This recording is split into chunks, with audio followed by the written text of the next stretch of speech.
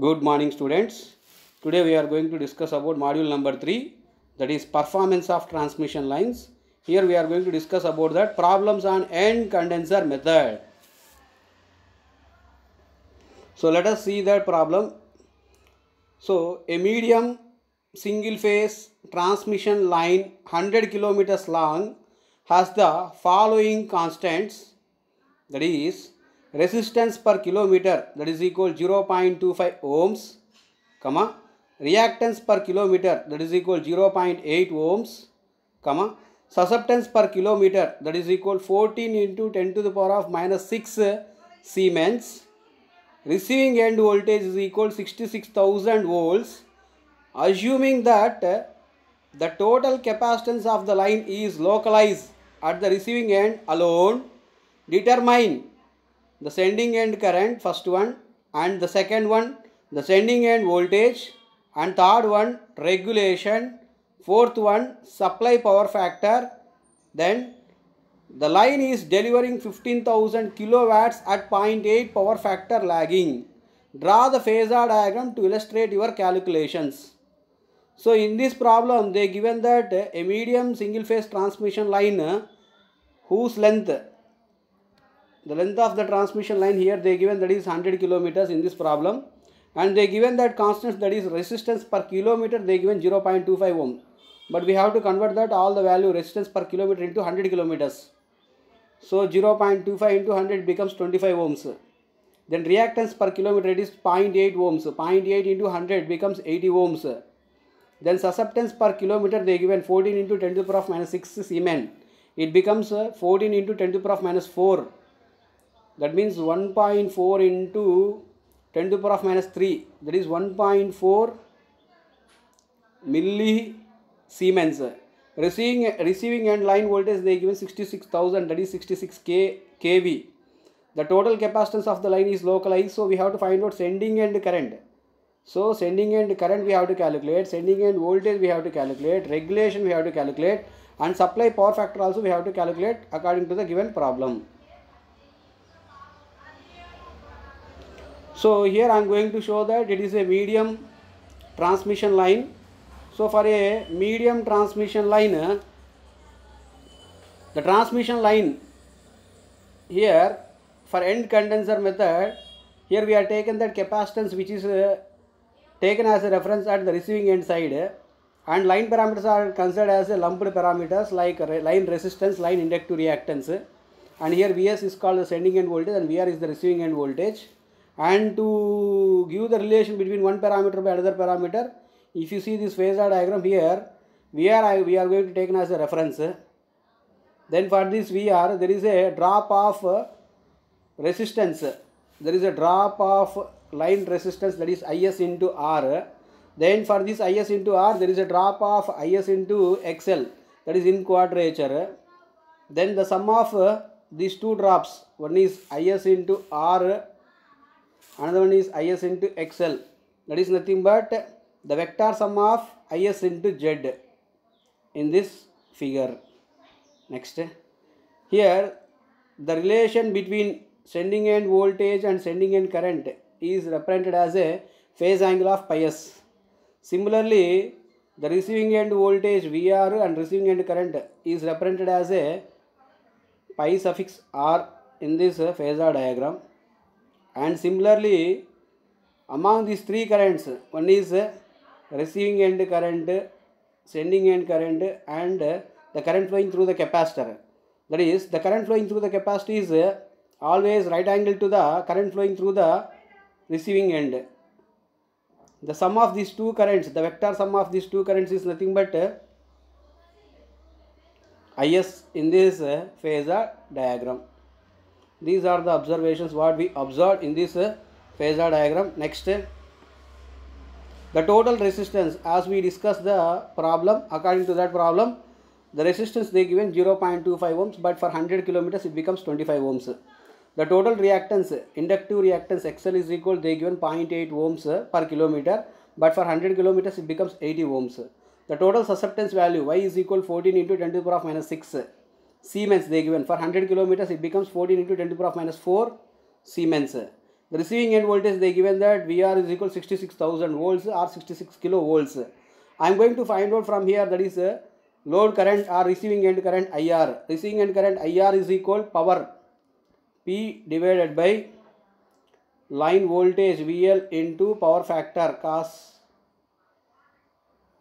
pi suffix R. According to this formula, here power means 15,000 watts they already given, that I am substituted in the numerator here, 15,000 megawatts. So if I want to get the clarity here, just go through the problem and check the power how much they given. 15,000 kilowatts they given here. So according to that given data, here I am substituted that power formula 15,000 kilowatts, 15,000 into 10 power 3 divided by receiving end voltage 66,000 volts into power factor 0.8. So after doing simplification, here we got the answer, that is 284 amperes here we get. Then according to that problem, cos pi r they given in the given problem, that is 0.8. Receiving end side power factor cos pi r is equal 0.8 means then pi r is equal 36.86. Then sin of pi r is equal 0.6. Therefore, taking the receiving end voltage as a reference, we have VR bar is equal VR plus J0.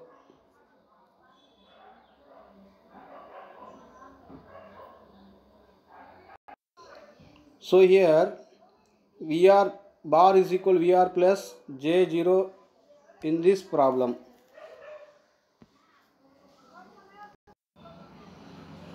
Therefore here VR bar is equal VR plus J0, that is 66,000 volts. Next, similarly here we have to find out that load current IR. IR is equal IR of cos pi r minus J into sin pi r.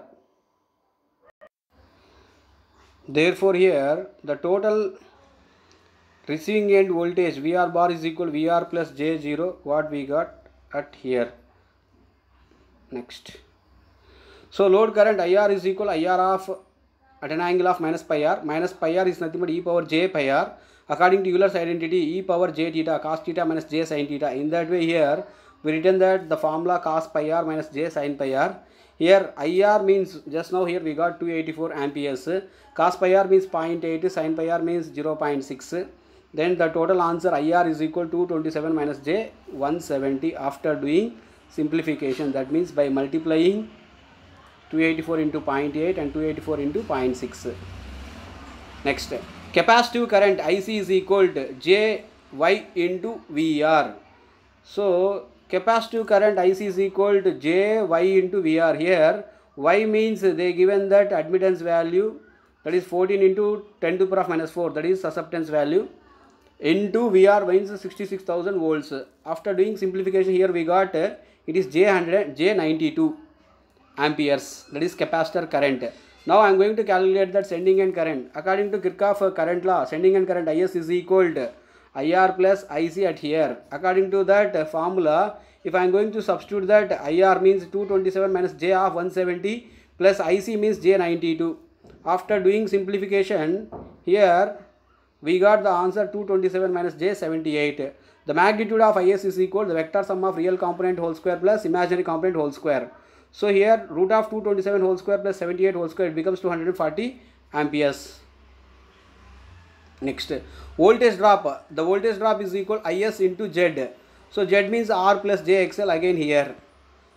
Then R plus JXL means here again we will, R means R plus, I mean IS is nothing but 227 minus J78, and similarly R plus JXL means 25 plus J80.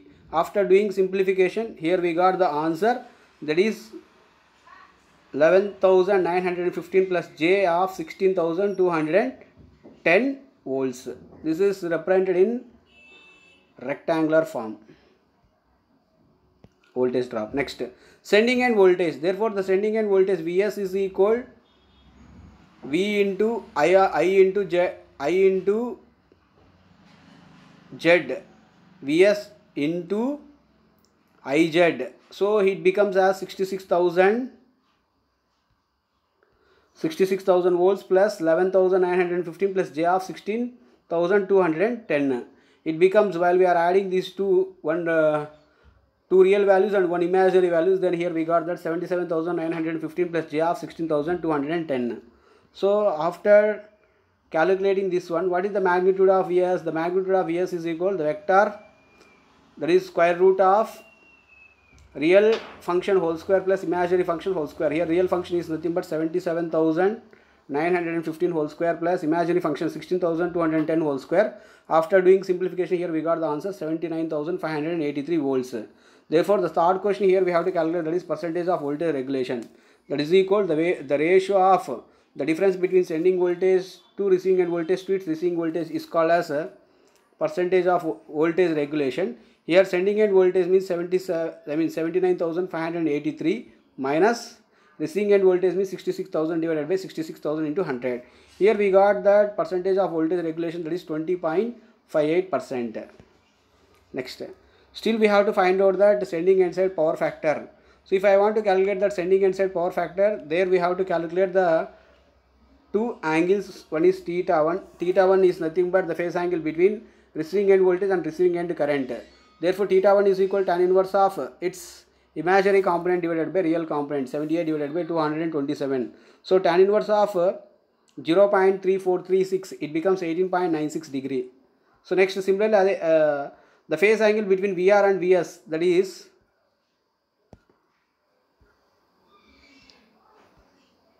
theta 2 is equal to tan inverse of imaginary function divided by real function, that is 16,210 divided by 77,915. Here we got tan inverse of 0.2036. So here we got the answer, that is 11.50 degree. Next, so now I am going to add these two phase angles. One is theta 1, another one is theta 2. Theta 1 here we got 18.96, theta 2 here we got 11.50. The overall phase angle which is existed between sending end voltage and sending end current, that is 30.46. So now cos of 30.46, here we got 0.86 lagging. So 0.86 lagging is nothing but the power factor at sending end side. Thank you.